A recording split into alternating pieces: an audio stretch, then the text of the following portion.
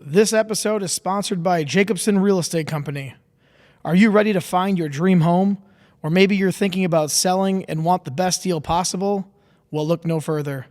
At Jacobson Real Estate Company, we make buying or selling your home smooth, stress-free, and exciting.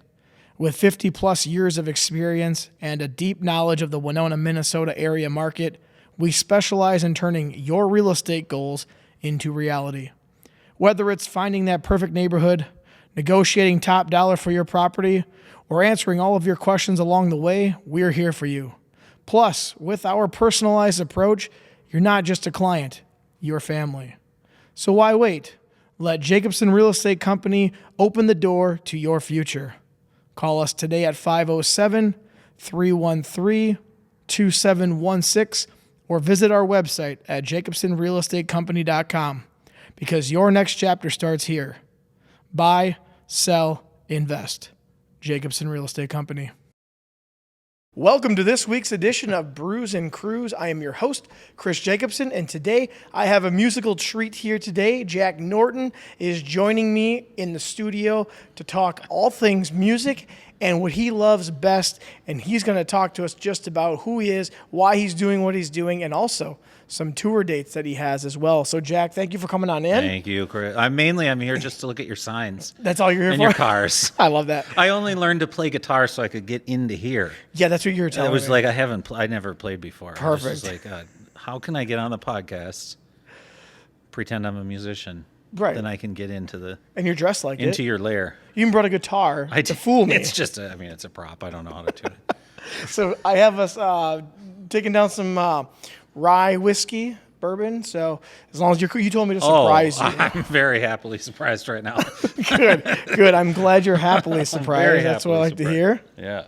So you fill yourself however much you want. Oh, no, you do. You want me to do it? Yeah. Okay. We'll go up to the first line. Okay, that's good. Boom. Yeah. And then... depending on how it goes, this could be a really great chat. Well, the thing is, I always say I sound way better when I sing karaoke when I have more. The more you drink, cheers, Jack. The better you sound. Well, it was a funny story. I mean, you just called me out of the blue one day, 2 weeks ago, and you said, "Hey, that's really good. I don't want to interrupt your story." You like this? Yeah, it's good. It's rye, so it's my favorite. It's really good. Okay, I called you up. Yeah, you called me, and it was out of the blue because I got a call from a Los Angeles number. I'm like, now who's spamming me right now? And you introduce yourself, and you're like, I've been listening, and I got some stuff I want to talk about. I got some tour dates that are going to be happening in your area. So I said, well, that's great. Come on in. Let's talk. I love anyone in all backgrounds. Yeah. So I appreciate it. Well, it's really exciting what you're doing. I can't the quality of this and the set. I mean, everything you're doing is it's amazing, especially in Winona. It's just incredible. Thank you. This is so good. I mean, if I was just scanning through YouTube, I'd be like, oh, where's this guy's in somewhere amazing? And Winona is an amazing place, but you need to get to know it. You know what I mean? That's right. Yep. No, it's incredible. It's so good. It was so awesome what you're doing for the community and thank you. Everything at large. So. Well, I've had guys come in and talk about the history of Winona, which has always been a really fun one too. Super cool, yeah. But the thing is, I gotta get more people to click on my stuff somehow. I don't know what I got to do. They always said, I have better thumbnails and things like that, and I try to do the best I can with my descriptions. And so I'm working on it. And you have a YouTube channel, right? We have a couple, yeah. We have three. Three. My wife and I have one for travel vlogging, which is kind of just, it is. We have a kids one for kids music, and that has gone really, really well. That's been surprisingly good. And then I'm building one for my music, and it's a slow burn, but it's every day another subscriber or two, which is nice. And I just started it a couple months ago, so it's That's my big focus right now is that music one. Okay. And you said that your children's one is going really well. What is that called? It's called the Zing Hoppers, Zinghoppers, the Zing Hoppers, Kids, Music, and Learning. So if you type in Zing Hoppers on YouTube, you'll find us. But my wife was a preschool teacher for years, has a background in early childhood education. Okay. I started playing. She would say, hey, just bring your guitar. The kids will love it. And so I would go to her preschool, and we would take, like, I grew up on old 1920s, 1930s, 1940s blues, jazz, old honky-tonk, like, classic country. That's my jam. So, like, I would take those songs, and instead of singing, Folsom Prison Blues, we'd be doing, like, learn your colors, numbers, ones and twos, or whatever, you know what I mean? And so, like, but it always had the beat and the excitement level that kids like, and so that's kind of how the show was born. She made these little sock puppets, and then I would play the music, and so we did that for years, and then we moved down to Nashville. We're from Minnesota. I went to school here 20 years ago.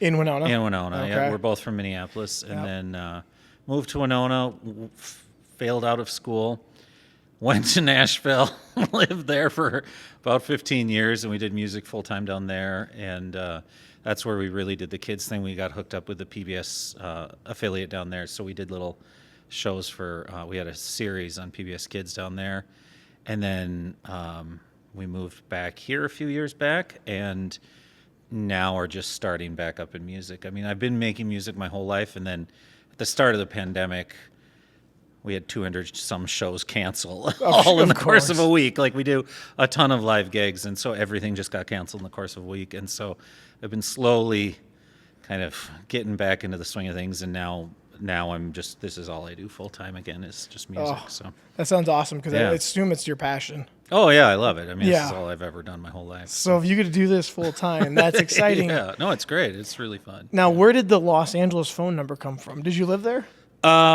Very brief. I mean, I can't really say we lived there. It was for a few months while we were filming something. So, I mean, if you want to call that living there. You got a cell phone there.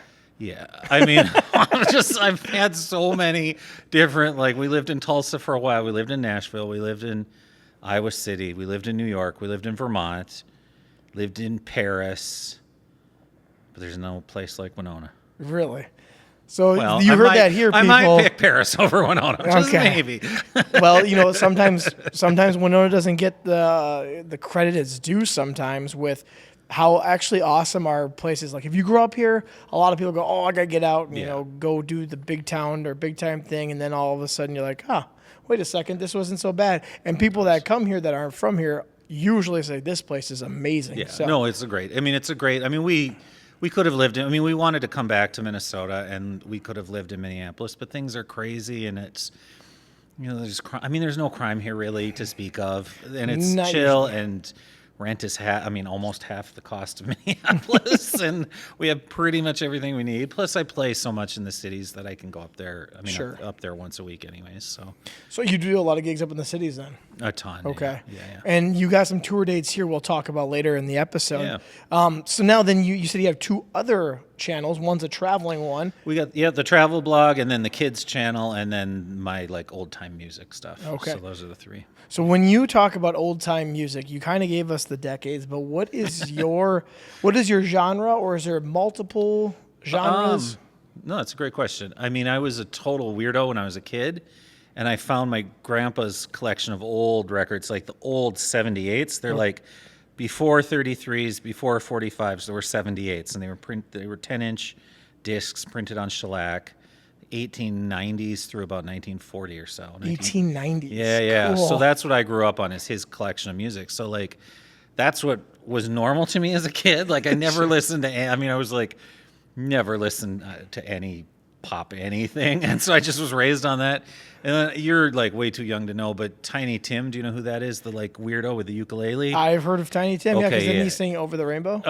No, he did Tiptoe Through the Tulips. Okay, maybe that's what and he sang in a falsetto. One on TikTok. It's pretty terrifying. That's, you know the guy. That's okay. So I think it was in what horror movie? He's been in, like, horror movies, like the soundtrack of horror movies. So he was my neighbor growing up in the cities. So, like, I lived across the street from him, so I learned old-time music from him. And so I guess when I say old-time music, like, my passion or my favorite eras, 1920 through 1940, 45 or so. That's not really a decade of music where I can go, oh, yeah, you remember that guy? Like, you know it, obviously. Yeah. But where music kind of starts, I think, for a lot of us is probably in the 50s when you start hearing about Elvis. Yeah. Totally. And then all of a sudden things just kind of took off. Yeah. So when you talk about that era, who are some of the big names that you listened to and liked? Well, I mean, there's some guys you probably like. Bing Crosby started in that era, and so, but he was around. I think he had hits. I swear there was some crazy statistic like he had a hit in 6 decades, 7 decades, something insane. Like he had a long career. But I love Bing Crosby. There's old blues guys. There's like Robert Johnson, Blind Blake, Blind Lemon Jefferson. These are like old 1920s, like the first generation of blues guys. All the guys that Elvis was listening to become Elvis is kind of what I love. And the same with country. I mean, the earlier country guys, there was a guy named Jimmy Rogers who was in the 1920s, and he was pretty influential on Elvis. And so like I love Elvis. Actually, the reason I learned how to play guitar was seeing Chuck Berry at the Minnesota State Fair, and I was like, that's what I need. I heard Johnny B. Good, and I was like, oh my God, that's so cool. I need to do that. And then I just slowly kind of went back and was like, well, when he was a kid, what was he listening to? What kind of, and same with Buddy Holly or any of those guys, they all were listening to that era. And so I think it's really fun to see the connection or the kind of like the thread that there's a thread in pop music where you can, I mean, there are verses.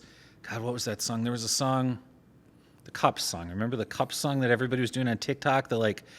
All the girls on TikTok were doing like the Cups, where it was from that. What was that? I can't movie? say I can remember it. You definitely know it. It's the song that was in what's that a cappella movie with the girls? Gosh, you know what I'm talking about. Yes, I know what you're talking about. That movie. There was a song called Cups, and it's like they played.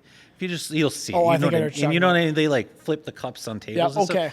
The lyrics, there's like a lyrical line to that dates back to like the 1870s, but nobody today can like connect those dots. I mean, a lot of people can, but it's not popular. But maybe I'm just a nerd and I love things like that. But I love seeing the connections between all that stuff. You know what I mean?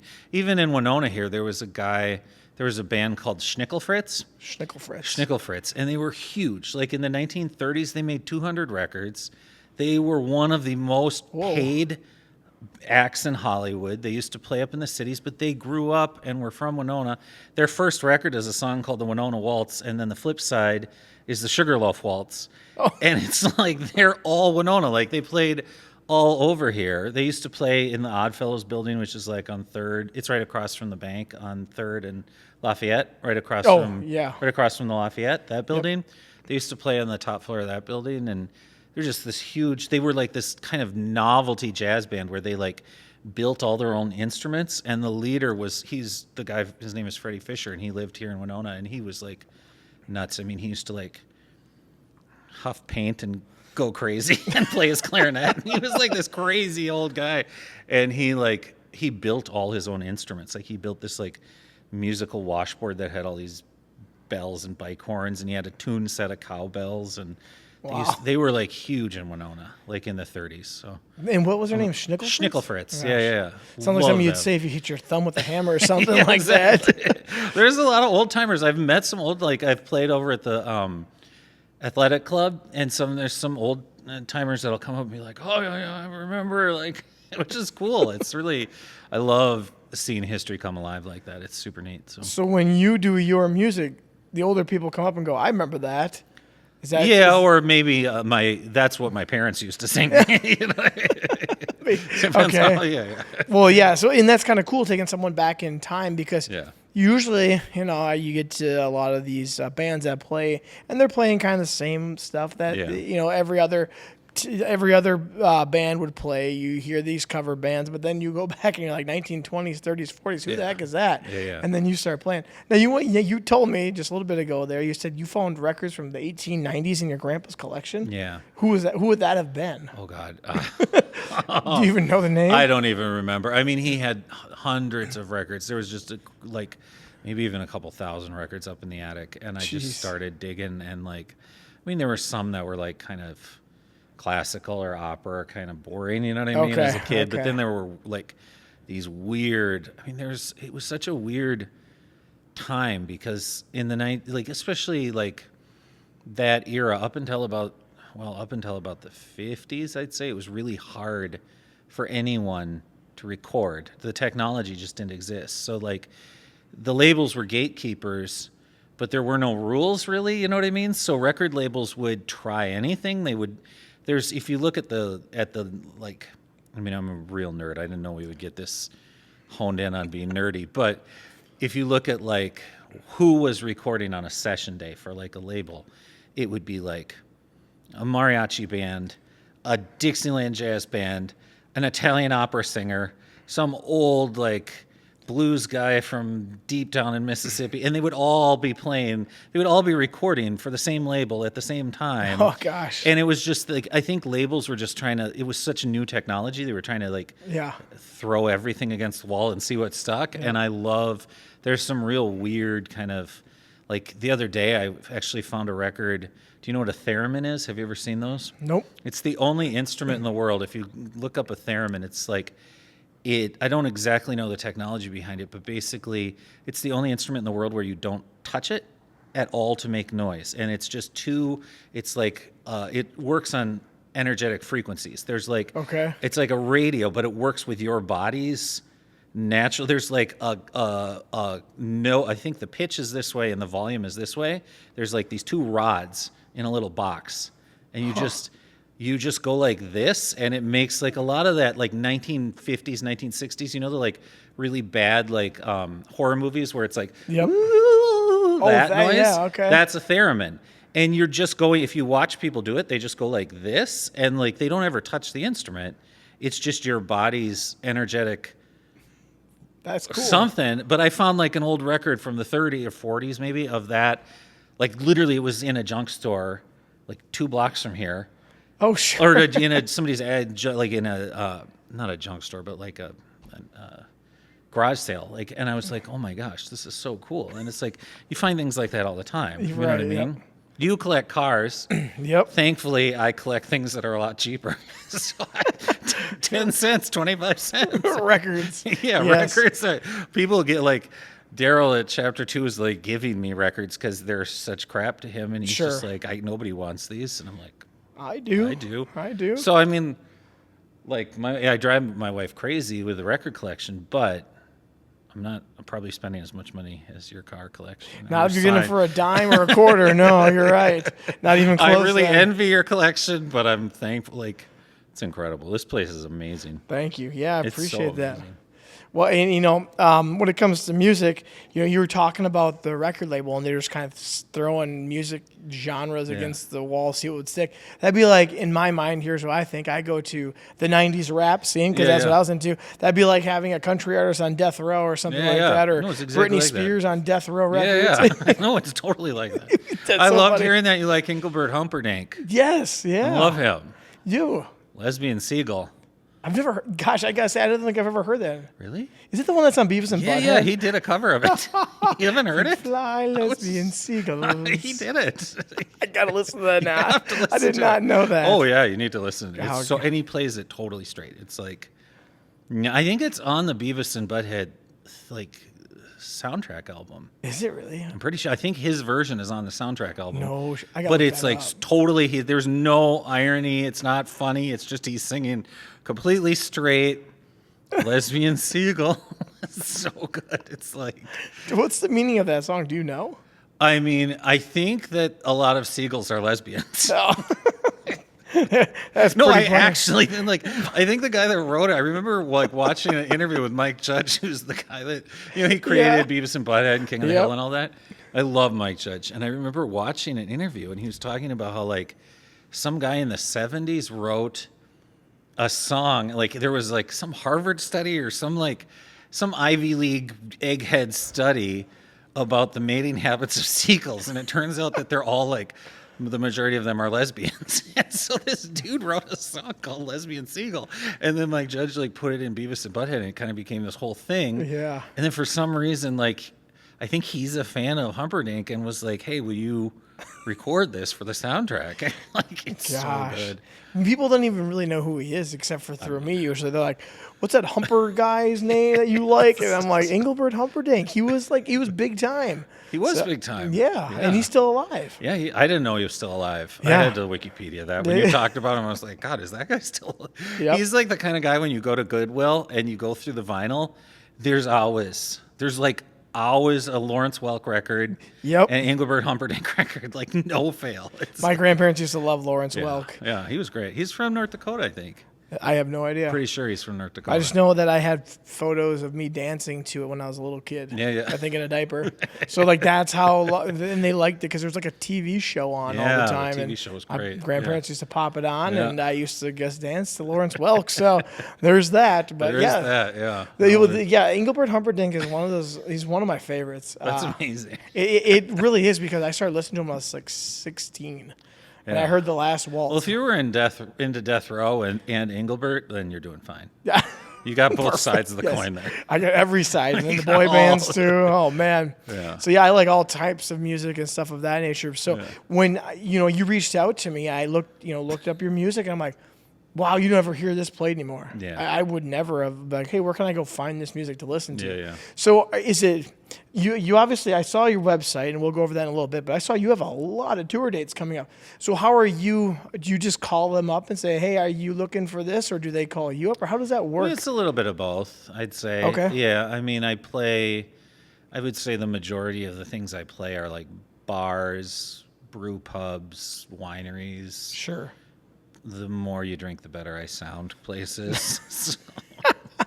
Take it back. So, on that note, have a swig of rye whiskey. But no, I mean, I play a lot of those kind of venues. Yep. I do play a lot of little theaters or little performing arts centers from time to time. And so, I mean, I'll contact them, especially if I know I'm going through, so like if I'm driving all the way up to Duluth, I'll try to find something on the North Shore. So, you know what I mean? Yes, to kind of make it make sense.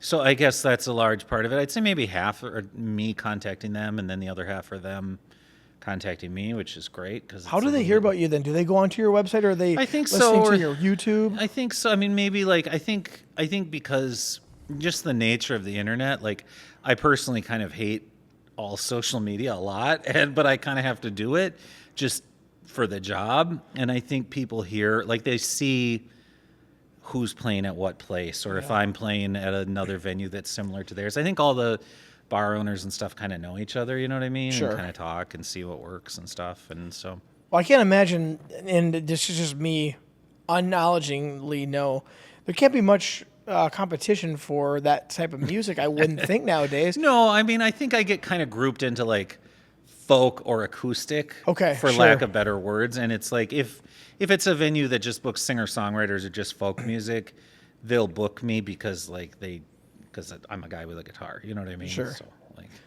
so I guess there is some competition, but I mean, what's funny is like I've done one tour specific in Europe with the music. I mean, I've been there several times, but like in the UK, especially Germany, Italy, and the UK, they're crazy about like old time, like this era of music. So I'm already now starting to book a tour back in April of next year, and going to be going to the UK for 3 weeks. And that's like they contacting us, which is, it's awesome. Like, that's so thankful for it. That sounds really like, that's got to make you feel really good when someone contacts you. And then it's so nice. Somewhere else in the world. Right. Like, it's super. What you're contacting me, that's got to make you feel so good. It makes you feel really good. Yeah. So then you're going over for a 3-week tour. Yeah. That's really neat. Yeah. And so when you're in the States, what are the places that contact you the most? Is it like a brew pub then, or? Yeah, typically. I mean, it's typically like bars or breweries or things. A lot of like,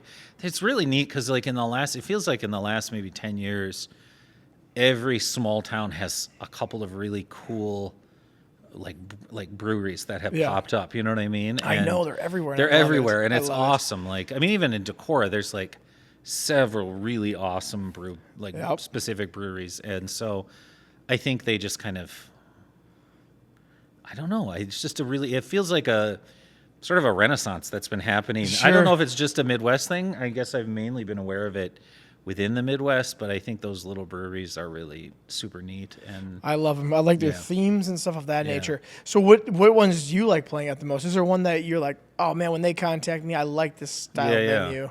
Well, I mean, it's weird because like I played right up until the pandemic went crazy. Like we were doing around 200 to 250 shows up until 2020. Wow. And then I think we had 223 shows or something like that booked for 2020. And within the course of a week, all of them got canceled. Like all 100, like we just saw our income be like, that's over. Like that was a good run. And so we pivoted like greatly, and we realized, hey, we've traveled all over. I've played in 48 states. We've been to multiple countries.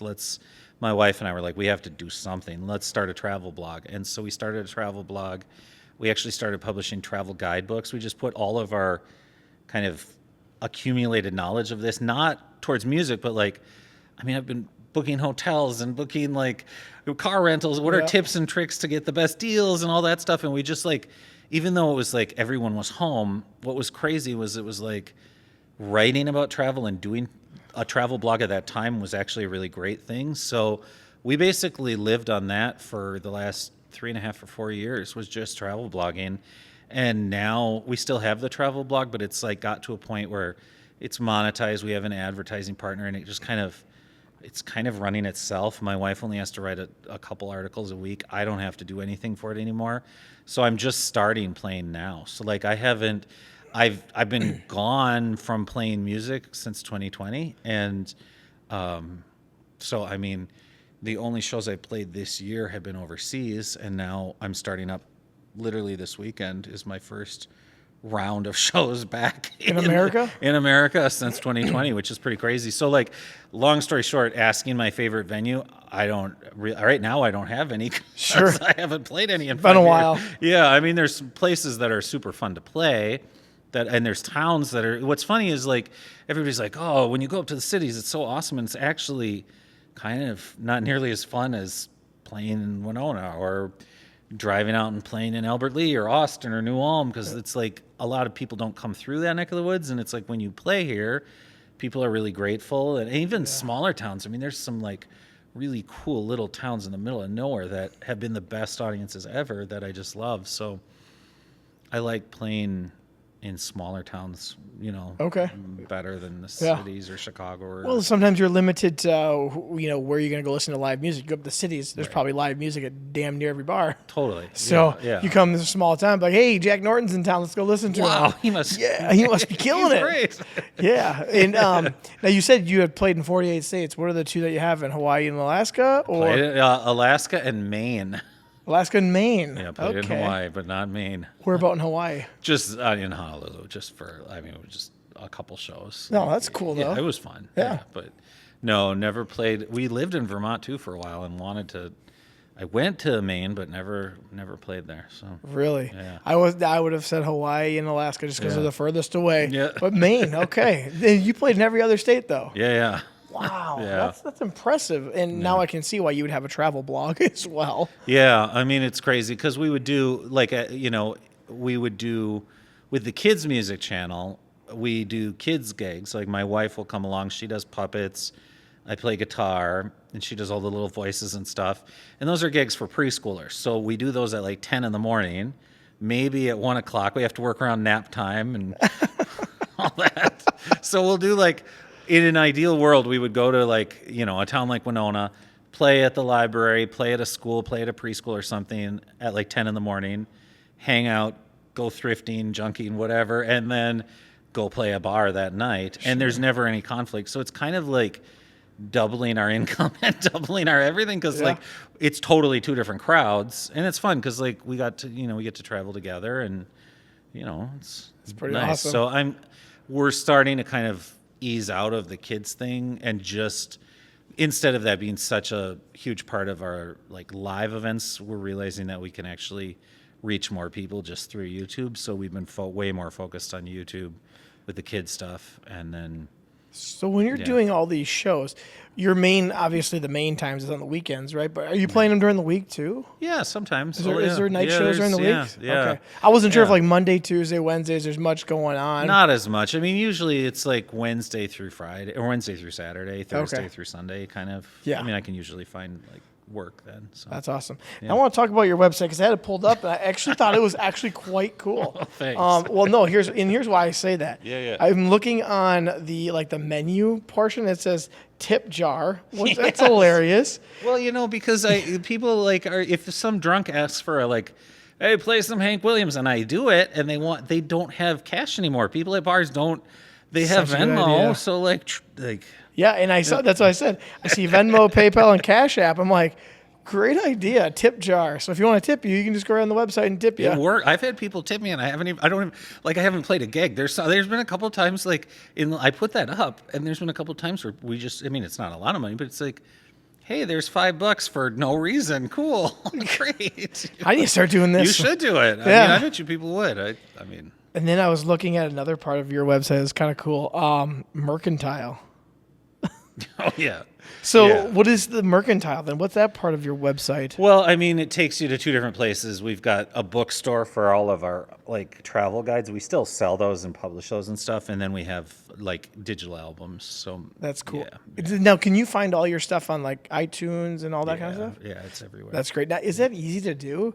It's pretty easy. Yeah. It's gotten a lot easier. I started making, I was doing gigs. It's funny because I'm playing at the High and Low in 2 weeks here, and the last time I played here was in college, it's 20 some years ago. So it's that's crazy. It feels kind of weird to be going back, but it was a lot harder back in the day to 20 years ago release music and get it distributed, and now it's super easy to get things distributed. And what's hard is the discoverability. That's what's really tough for people because there's basically everything that's ever been recorded is on Spotify. Sure. So it's hard to rise up from there. You know what I mean? When you publish something onto iTunes or Spotify, how does it? I guess I know how it works for the podcast. I got that, but how does it work for the music portion? Then do you have to have something special to say, "Yep, this is my original stuff. It's not from somebody else." Yeah, you do. We go through a company called DistroKid, which is basically an aggregator. It's a distribution aggregator, so anybody can sign up. It's free to sign up, I think. Pretty sure. And you put out an album, and if it's 10 songs of original tunes, you just upload it. A day or two later, they've sent it everywhere. It's on iTunes, it's on, Spotify, it's on Amazon Music, it's on YouTube Music. It just goes out. Yep. If there's a cover song, if I wanted to record a Britney Spears song, Engelbert Humperdinck song. Yes. If I was going to record Lesbian Seagull tomorrow, which probably won't happen, but you never know. You never know. Depends on how much of this we drink.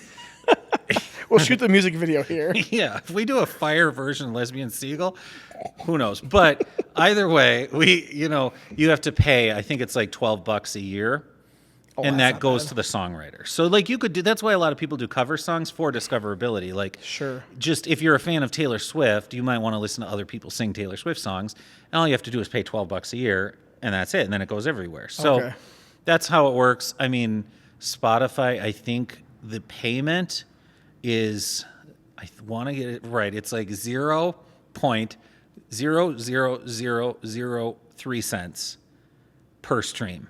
So when somebody listens to a song, you're making no money. Well, that's how much you would make? That's how much we would make. Holy shit.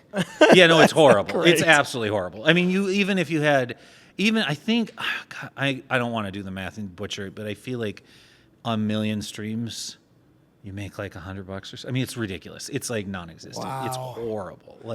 That's it's just tough. horrible. Do you ever miss the days when, remember, a record would come out and everyone's lining up at Target to go get the CD? Yes, I do. I remember that. I'd be looking at the Best Buy ads. I'm who just came out with a new album? Totally. And you have to watch TRL to see what's up, and then they show a 1 minute clip of it. And, gosh, those were the days. Those were the days. And to have to listen through a full album was fun, even if you didn't and having the artwork was that too, yeah, super fun. But See, I like to listen, and I've said this on multiple podcasts. I like to listen to the other songs other than the hit songs. Mm-hmm. So if I'm listening to or buy an album, usually I'll listen to all the other songs that are not. I've already heard the hit one so many darn times. Totally. Now I want to listen to the other ones that are on there, and I'll find something I'm like, this is a hidden gem. This is even better than the hit song. I know. But it wasn't for the radio. You got to play what the radio will play. Well, and I mean, a lot of those, like at that level, so many decisions are made by like managers, record companies, publicists, marketing directors, agents, and it's like, I think the tracks that are kind of deeper are like actually the artists being able to do their art, you know what I mean? And it's not so commercial. And so, I miss those days. Do you have an agent at all, or are you the agent? I mean, not... You and your wife? I mean, it's basically my wife for the most part. We've got a couple people that are more like mentors, I'd say, that we can like run things through.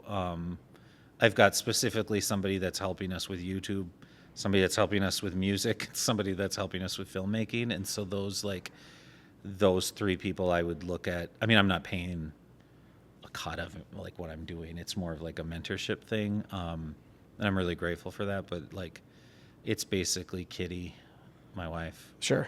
Just you two. Yeah. The duo. I don't feel like I'm big enough to have a man. I mean, I'm not making enough money for anybody who want 10% or 30% even. No, I can't afford that. I only get 0.00003 cents each stream. Let's wait a little bit. I need every percent I can get. Now I got a question because I'm also looking at Jack's family tree. Yeah. Is this your family tree? Or musically speaking. Yes. Musically speaking, yes. Okay. So my next question was going to be, do you come from a musical family? I do, yeah. My dad is a musician. My grandpa was actually a radio host down in Texas. And my great-grandpa actually found a picture of him like full-on like vaudeville, like I think in 1917 he used to play like vaudeville theaters in New York and was like a song and dance man, like tap dancer, guitar player. Sure. Like, so I guess, it's been my whole life. Question then, what is considered vaudeville? I mean, it's a great question. I mean, basically it was kind of a variety show it was on theater. It was in theaters, and it would be in cheap little theaters or it would be in huge, awesome Broadway spectacle theaters. And it was basically like a series of 10 to 15 acts, and each act would do, I mean, the bottom of the bill people might do 5 or 10 minutes. The top bill might do 20 or 30 minutes. But it was a total variety show. Like somebody would come out and yodel, Alpine Swiss yodeling. Then somebody would come out and play the accordion. Then there'd be like guys juggling. Then there'd be a magician. I mean, people, even like Harry Houdini was a huge vaudevillian. Charlie Chaplin did vaudeville. Laurel and Hardy did vaudeville. Those kind of people did it. But then there would also be like, singers and bands, and it was just like it was just American. It was kind of like flipping through TV or TikTok. Sure. Okay. You know what I mean? It was just like swiping, but on a stage. You never knew what you were going to get next. Yeah, you never know what you're going to get. It was kind of just a variety show of puppeteers and people walking on fire and just doing crazy stuff. Like, Okay, so, now I know, because I was always wondering. I've heard that term used before, but I didn't know what that actually meant. Yeah, it was kind of, I'd say, I might be getting the dates slightly wrong, but like really the roots of it were like late 1800s, but it really exploded like around the turn of the century, like 1900s through about 1920s. And then radio came.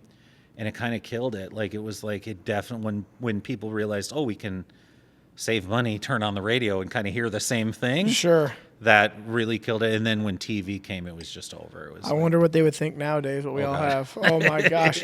Nowadays, you have a music video pops up on YouTube like, this artist made a music video out of nowhere. Yeah. Or I'm about to release an album because, like I was telling you, we used to look forward to like, so-and-so's releasing their album this date. Nowadays, all of a sudden, it's like, this Friday, a new song's coming out. I'm like, okay, well, I didn't know that. Right. Doesn't build the anticipation. So I'm going to look at this then. And so these are these your favorite artists? Yeah, I mean, we just wanted to do something kind of goofy. And the genealogy page on our website is just like all the people I love and listen to. And it's a whole, I mean, there's, weird country singers and comedians and jazz singers and blues musicians and just crazy stuff.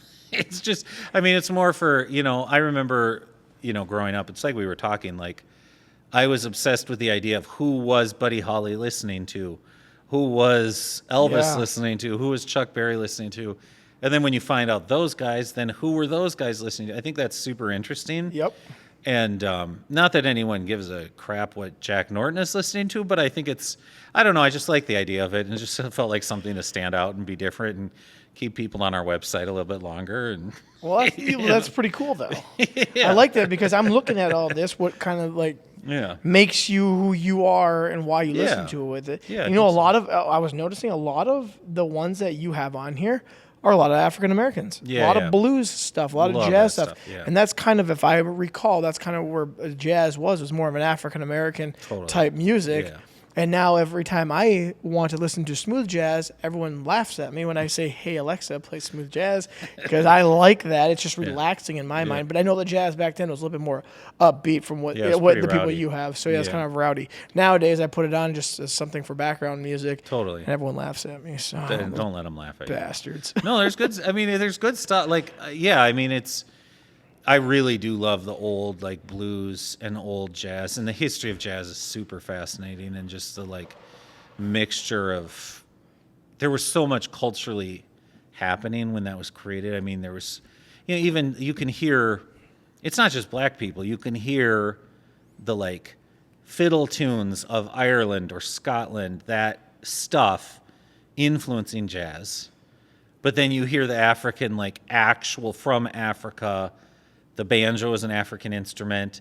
All of the drums, the approach on how they played the drums was very like based in like African tradition. Sure. Then there's even like a whole like cultural scene. Like my wife is half Jamaican, and so there's a whole like Caribbean scene of like how the Caribbean influenced that, and it kind of all came together. And even gospel music, all of that kind of came together in New Orleans in the teens, like 1915, 1917, that like was like really the birthplace. And there was this, God, I forget the name of the square. There's this square, you can go there in New Orleans now, and it's like back in the day in like the 1800s, all the slaves would be let off on Sunday afternoons, and they would all go hang out on this one square and just sing and do chants and blues songs and play. And like they always say that kind of that's like the birthplace of jazz, and everything has kind of gone out from there. So it's a super interesting, like, it's such an American thing. Like, it could have only happened in America with all of the everything that was going on at the time. You know what I mean? So it's super fascinating. Well, I always told kids, because I had it when I was teacher, I had to teach American history, and I always told everyone, I said, America was like a giant melting pot because there's no such thing really as like you're only Northern American or North American. Right. There was European, there's African, there's every. Well, and then that's where all these ideas come from, where you have all this music that all of a sudden it started here, but then this person added that in, and all of a sudden you got a whole different thing. Totally. Because really, I mean, pop music wasn't really pop music back then that we think of. No. There was only so many genres, and now they break them down into subgenres. You're like, holy cow. Yep. So now another thing I noticed is you have a podcast. I do. Okay. I've made it to episode 3. Perfect. How long has it been out for? Like, I mean 3 weeks. Perfect. There's always a starting point. I mean, I started January 1st of 2024. So wow, that's amazing. Yeah. So every week You're weekly, out. Right? I'm weekly every Monday. Wow. So you'll be out this coming And you've been video and audio this whole time, right? Yep. Gosh, that's crazy. Well, I always figured I should have the visual because I have a really cool visual, and then audio is how I would always listen to a podcast. Right. Never visual, but I do notice that a lot of people like to watch it. So for whatever reason. It's weird, I only listen to audio podcasts. I listened to your podcast that just came out yesterday or today. Did it come out It's today? Technically today. Today, okay. Well, I listened to it today. Am I supposed to pretend it's not today, tomorrow, next week? So this episode will come out on the, right now it's the 15th, so this one just came out, so you'll be out on the next one, which is the 22nd. Okay, whenever I am in this current time, but today's episode was great, and I was listening to it, and I was like, he's talking to a mannequin, what the heck? And I like pulled up YouTube, and was like, oh, okay, got it. And then I jumped back to Apple, and it's like, it's weird because I don't watch podcasts ever. It's so weird, and it's like, But people apparently like watching podcasts, so yeah. Shout out to the few viewers out there. But yeah, it's funny because I do have a buddy that always said if he doesn't know who I'm interviewing, because a lot of them are like friends, so they know him, but they'll tune in, watch a few minutes of it just to get an idea of who this person is. Yeah. And then they listen to it when they're like mowing lawn or something like that, or shoveling. Yeah. So yeah, and weird. I get that too, because anytime I'm listening to someone's too that I don't know, like as you probably heard, I listen to like a lot of Joe Rogan, Theo Vaughn. If I don't know who they are, I'll watch a clip quick, and then I understand who's actually talking to him, or they have a photo of them on there, so that's kind of nice. So then, what's your podcast about? I mean, it's Jack Norton's old time radio show. Okay. And so basically, as of right now, I'm just spinning old 78 shellac records from the 1920s and 1930s, and I'm just taking records from my collection. It's totally just freestyle. I'll just grab records off the shelf and just play them and talk. That's awesome. I've started adding some bad dad jokes. I'm starting next week to take listener mail, and I'm going to help listeners through songs. So if somebody comes to me with a problem, I'll find a record that if they listen to the lyrics, they'll be able to fix their problem through the lyrics of the song. So that's what it is. That's great. So it's just a half an hour weekly show. It is video and audio. Sure. Well, and I noticed it looks like it's old school visuals, so I assume you're using filters and stuff of that nature to make it look old school, or is it actually an old school camera? I mean, I have old school cameras, but it's a little easier if you just do it this way. It's a little easier. So got a good question here, and because I'm not big into records. Now I know the numbers mean the RPMs, right? Yeah, like 33 and a third will go around. Yeah. 33 and a third times. So why are 78s go? Okay, so why are some of them faster and some of them slower than? Do you know the reason? I don't know. I don't know the reason why, but I know that I couldn't tell you exactly, but I know that when they slowed it down, they realized they could fit more music. Okay. And that's why, like, it started with 78s, and they were like 10-inch, like brittle. They're made on shellac. They're really breakable. Okay. They're like, they look like like you should throw them in the air and shoot them, like frisbee, like just crap. Clay pigeons. Yeah, like you can, like, they're super brittle. They're like, they just fall apart in your hands.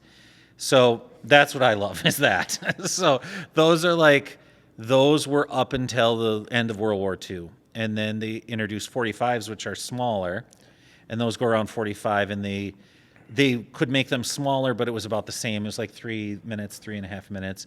And then they realized, like, we should slow it down to 33 and a third. We can fit like a full album. Like, we can have 5-6 songs on each side, flip it over, all that. So I don't know why that is or exactly, but I should know. I mean, I know kind of in my head, but I don't know. I can't communicate it. That's all good. Okay. I'm sure there's a YouTube video out there that will explain it all to us. I'm sure there's somebody that'll... So do you put your music on actual records then too? I have. I mean, I have in the past. Yeah, it's super fun. I've released 2 different records. I mean, vinyl, like, there's a place in Nashville that I've gone through that make these... Like, there's a lot of places now that'll make records, but there's a place called United Record Press in Nashville, and they've been pressing records since the 40s, I think. Cool. And it's super cool. So you, like, send them your stuff, and then they, like, press a test pressing, and you get this, like, test pressing in the mail, and then you have to go listen to it to make sure it sounds good. And you have to EQ the record to... There's, like... I actually worked with, like, an audio engineer to help me EQ it, because the bass... There's, like... I'm not a technical person at all, but there's, like, certain frequencies you have to kind of cap it at, you know what I mean? Okay. Like, on both sides to, like... make it sound good on vinyl. And so I've done 2 of those. And then there was a friend that actually, he had a record cutter up in the cities, and he could cut, like, actual records. So I had him cut, like, I did one record of, like, I think 50 copies, and we just, like, put that out as a little limited edition. Sure. It was a 4-inch little... just a little guy. Like, yeah, it was, like, super cool. So, yeah, I've done those 3 records, I guess. I don't want to... You don't have to answer this question, but... I'll answer any question you have. Okay, so how much does it cost to make a record, then? More than it should. It's a pain. So. It's a pain in the ass. It's like the actual, like, setup and all that. I want to say when we did it was like $600 or $700 to get it set up, to get, like, the... Geez. But that's, like, a company that was, like, good. Like, there's, like, internet companies that will say they can print it, and then you get the record back and you drop it on the needle, and the needle just goes straight through. Like, you know when you put on a record and it just like skips because the grooves aren't cut right. There's companies all over the internet that'll do that, and there's a lot of them. This is actually a really good company. So I want to say the setup was like $600 or $700. Okay. I think, and then it was like $2 or $3 a record. Oh, okay. Which isn't horrible, and you sell it for 10. Oh, you only sell them for 10? Yeah. Okay. I mean, probably now you could sell them for 15, but or 20 even maybe. But do people actually buy those then from you, or they did? Yeah, they sold really well. I haven't printed one in like 10 years probably. I want to do another one, but I haven't. I've just been booking gigs and doing other stuff. Well, in that I noticed that the records are kind of making a comeback a little bit just for the nostalgia. Totally. Obviously, just downloading on your phone is way more convenient, but especially with the music you're playing, I feel like you should be listening to it on a record player. You should be, yeah. No, I'm going to do a record. We want to do a record. I'm trying to figure out, I'm actually in the midst of like planning a record with like some other musicians, because the last 2 or 3 records I've done has just been me and a guitar, and I want it to be more special and like have like some other musicians. So I'm planning on doing something over Christmas break, and probably put that out on vinyl. And then actually this week I'm going to make some handmade, home dubbed cassettes. Okay. And I've got I went to Goodwill and got a cassette dubber, and cassettes are also making their way back, and are they really? Yeah, totally. No kidding. Yeah. Good thing I kept all mine. Yeah, I'm doing mixed cassettes where one side will be me and then the other side will be old records I like, and I'm just dubbing cassettes, and I'm going to sell those at shows, and we'll see how it goes. I've got a buddy that does a lot of gigs, and he said that cassettes actually sell really well nowadays, so I'm just gonna, I mean, there's no barrier to entry. I literally went to our Goodwill. I bought a cassette player for, I think it was $12, and then they had a big mystery box of cassettes, and I'm just going to use all those as my blanks. And the trick where you put the tape over the plastic. Do you know what I'm talking about? Yeah, I think where you just put, the holes on the top of the cassette? Yep. If you just put a piece of tape over that, then you can dub on top of any cassette. Did you know that? That I did not know. No. Yeah. So you can I've got the records or the cassettes I bought at Goodwill are well, if there's Engelbert Humperdinck, I'll pull that aside and give it to you. But these are Thank you. Garth Brooks cassettes and stuff. You know what I mean? And so I'm just gonna you just put a piece of tape over the top hole. Okay. And then it just acts as a blank, and you can record over it. No kidding. Yeah, so that's going to be it's really classy. I'm just going to cross out Garth Brooks' name and write mine. No, Jack Norton featuring Garth Brooks. Yeah. Perfect. I like and then that. The liner notes, I'm just going to type on my typewriter. Got a little Polaroid picture, put that in there. That's awesome. $10, handmade. That's my week. That's actually, I'm doing that this week. That's my plan. That's your goal for this week. That's the goal for I have a really stressful job. I need to dub cassettes. Yes, you do. Well, the question next was going to be, where do you record at? Are you recording at home on a computer, or do you actually go to a studio? A little bit of both. My wife is a composer and does a lot of music for films and television, and so oh really? So she has a home studio and knows how to make things sound really good. So 90% of everything we do is at home. Oh, that's awesome. She has one of our rooms here is just set up soundproofed, and we just record there. There's a few times where there's a studio in the cities we've gone to, and then there's a studio in Cannon Falls we've recorded at a couple times called Pachyderm, and that studio is pretty crazy. Nirvana recorded they're huge. What was the huge Nirvana album that one with the naked baby on it? No, in utero, is that it? I think you would know more than I would. I don't know that Nirvana album, that huge. I think they had. I mean, they obviously had multiple, but they recorded there, and now they have the mixing board that John Lennon used for Imagine is at the studio in Cannon Falls, and the studio's in the middle of nowhere. It's you drive through the middle of nowhere woods. It's 3 or 4 miles outside of Cannon Falls, and you get there, and it's this retreat center place that's a recording studio, and John Lennon's mixing board is there. He used it for Imagine, which is pretty crazy. Nirvana camped there and made their record there. It's pretty freaking cheap to go record there, so we've cut 2 records there, and then there's a studio down in Nashville called Castle, which was literally, it's designed it looks like a castle. It was built in the 20s, and Al Capone used to hide out there and run. It's so cool. But everybody in the world has recorded there. And we had a buddy that was an engineer, so we got like dirt cheap prices to go record there after hours when no one was around, or at like 8 in the morning when no musicians wanted to be there. So we would record at Castle all the time, and that was super fun. Like, that's really cool. Yeah. Now, how many? I'm looking at your discography. How many have you recorded then? I think I've got, I don't know, like 9 or 10 albums out now. But nice. Here, you can add a tiny bit to this. I probably should, yeah. Okay. But, my questions will be better. Yeah, my answers will be better. I don't know, like 9 or 10 like albums of this music, and then the kids' music, we're just constantly releasing music for that too. So that's I'm just looking at this is the old school feel to it. That's for darn sure on these. That's really cool. Okay, so as we're starting to wind down, I got questions about. You brought a guitar. Is that a steel guitar? It is a steel guitar. Okay, because I don't see it's those. It's heavy as hell. Do you want to hold it? Yeah, I gotta hold it. Like, it's not that heavy, but you know what I mean. Just heavier than a wood one, obviously. Oh yeah. See what I mean? It's got like some like. If you're listening right now, you should turn on over to YouTube, and that sucker is like it's got some heavy. meat to it. Yeah. Yeah. It's really now. Did you buy this brand new or did you find it? No, it's old. That's like what's funny is I'm not exactly sure. Exactly. This is 30s.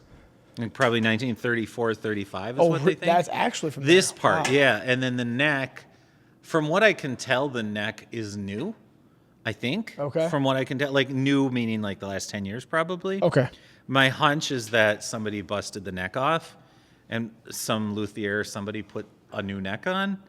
But I could be wrong. But this part is definitely ancient. Yeah. Or kind of ancient. And then but I found it at a guitar store in the cities like 5 years ago. And they're usually super expensive. And the dude was like, well, I can't really sell it as an old guitar. And I can't really sell it as a new guitar. And I've got it priced at like $300, but I'll give it to you for $250. And I was like, sure, like why not? Like, so I've always wanted.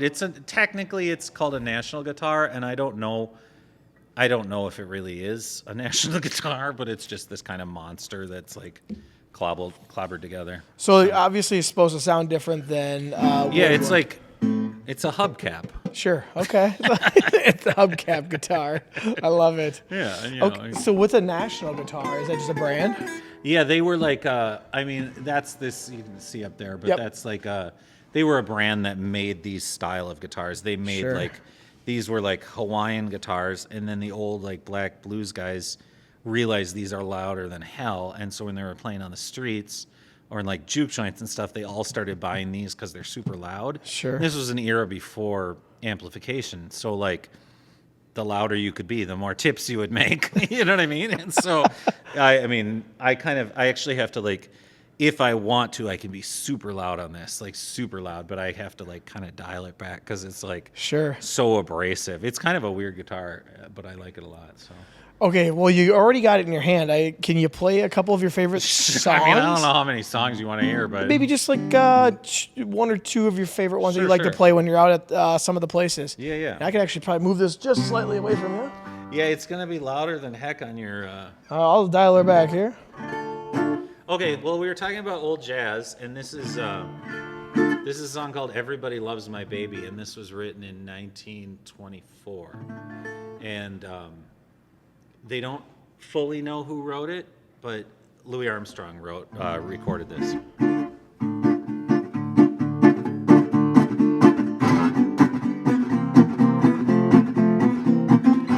Everybody loves my baby, but my baby don't love nobody but me. Nobody but me. Well, everybody wants my baby, but my baby don't want nobody but me. That's plain to see. She's got those plenty movements, 20 years guaranteed. No need for improvement, my sweet baby's built for speed. Everybody loves my baby, but my baby don't love nobody but me. Nobody but me. And then, of course, because it's Louis Armstrong and he plays the trumpet, you know. Oh, sure. You know, you got to do this.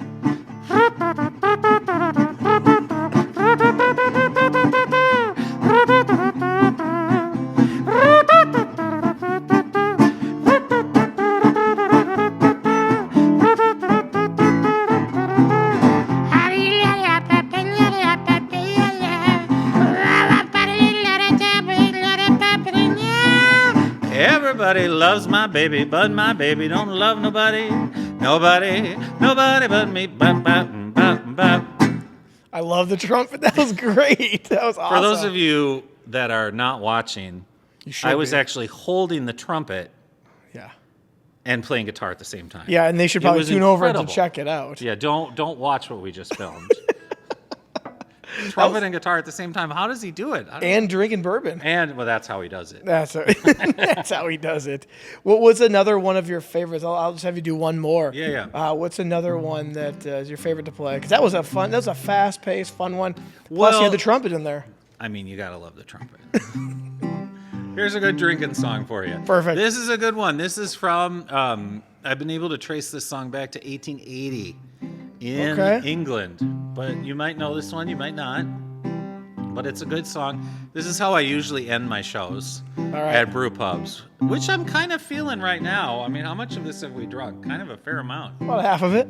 You did good today. I did good. Thanks for having me. You're welcome. I'm going to be stumbling back home.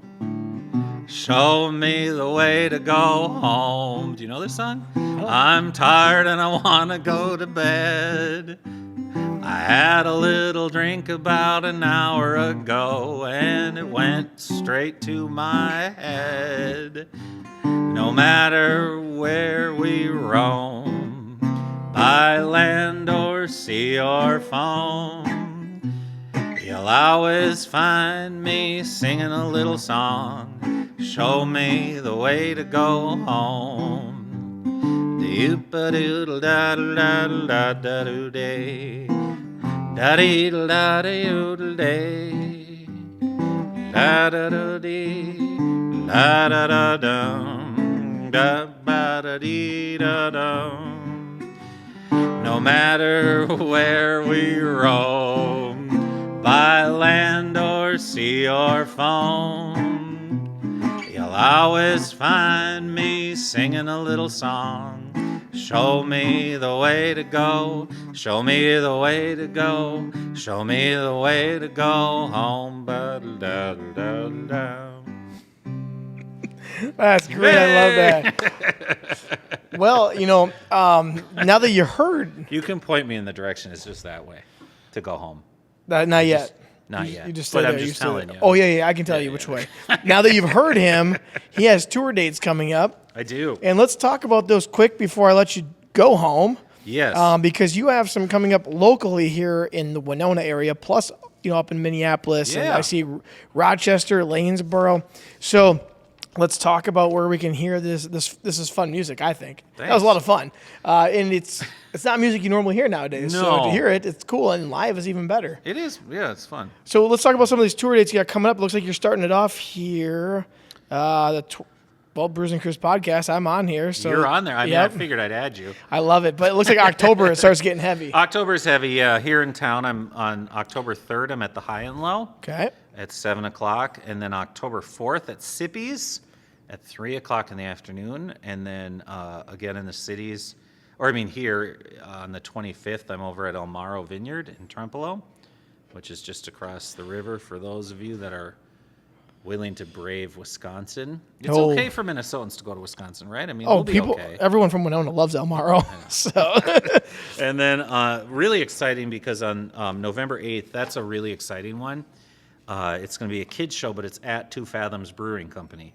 So I'm playing, I don't think it's on that website. It might be on my kids' website. Yeah, probably. But if you're a parent of a preschooler and you want to have a beer and listen to kids' music and bring your kid. It'll be a cool family thing. You know what I mean? It's a cool family event to do. So that'll be on November 8th. But yeah, coming up immediately, High and Low on October 3rd, Sippy's October 4th, and El Morro on October 25th. That's awesome. And I see you got some of one of my wife and I's favorite brewery, which is Ursa Minor up in Duluth. You're going to be there a couple of times. Oh, yeah. I haven't been there before. Is that good? I've heard it's We awesome. love it. So I hope it's great for you. But we really love going to breweries and wineries. That's one of our fun things. So you're going to be right around here. For those who are listening locally here in Winona, there's times you can actually come on down, see Jack, meet Jack, and have some fun. I have a feeling you're probably pretty interactive with the crowd, just by the way. Yeah, I take a lot of requests. I mean, I do a lot of like I have like a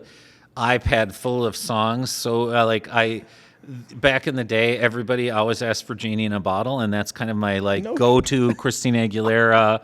Drop that in. I can do I Will Survive. Oh, killer version with a little bit of drunken yodeling in there. That's always good. Like Honky Tonk, I Will Survive, drunken yodeling. That's awesome. It's good. That makes it fun, though. Yeah. No, it's fun. Well, Jack, is there anything that we have not gone over that? I don't think so. This has been incredible. Yeah, I'm glad. I'm not leaving. Once we're done recording, I'm just gonna find a place to just live. In here? In here, yeah. Well, we have a car back there. It's almost like a hearse. You can just lay in the back. That's great. No, that's good. When I was a kid, my folks had a, God, what year was it? I think it was a 54 Biscayne. Would that be right? Well, there's 53, a Biscayne, I know 54? That, it's possible. I don't remember the exact year, but it was like just beat to all heck. And it was in our garage. And I remember they were always like, oh, when you turn 16, this is your car. That didn't happen, but it was so cool to sit back. I mean, it was really destroyed, but I loved sitting back in that thing and just like hanging out. Cars were big back then. Yeah, it was so cool. Yeah. Well, before I let you go, I'd like you to plug all the places that they can find you. Yeah, thank you. No, all the social medias, because I saw your website had a plethora of them. But if you want to just plug whatever ones you want, crazy. It's your call. So I'm Jack Norton. The website is jacknortonmusic.com, and I try to make that my social. So basically, I think Instagram and TikTok is Jack Norton Music. I think Facebook is. Facebook used to be great. I had a ton of people on there, and then I got hacked. So now I think I have 2 people. I went from 22,000 to 2 like overnight. Oh gosh! So that's awesome. So Facebook is kind of horrible, and they've done nothing to help. But trying to build the YouTube channel. YouTube is Jack Norton Music, and it'd be awesome if people subscribe to YouTube. And that's kind of the big push. Is I'm doing videos at live shows, so like a song maybe at a live show. Then I'm also going to do a thing called a venue spotlight, where I just go around and show people, hey, what's this brew pub like? What are the what's the bartender's favorite drink? Like just kind of like a cool little video. And then I'm also doing a weekly vlog on that channel too. So that's awesome. That'll be Jack Norton Music, and website jacknortonmusic.com. Well, I will, for those who are listening, I will plug that in the show notes. You can just go down, click on jacknortonmusic.com. It'll take you all to the other, whatever ones you use or subscribe to. You can go on the website and just click on it. It'll take you to any of those ones. Well, Jack, I want to thank you for coming in. You're the best. Yeah, thank you. I appreciate that. I want to give them a cheers, and we will see you guys next week. And Jack, we'll see you in town this next month. Sounds like a plan. Cheers. Cheers, y'all.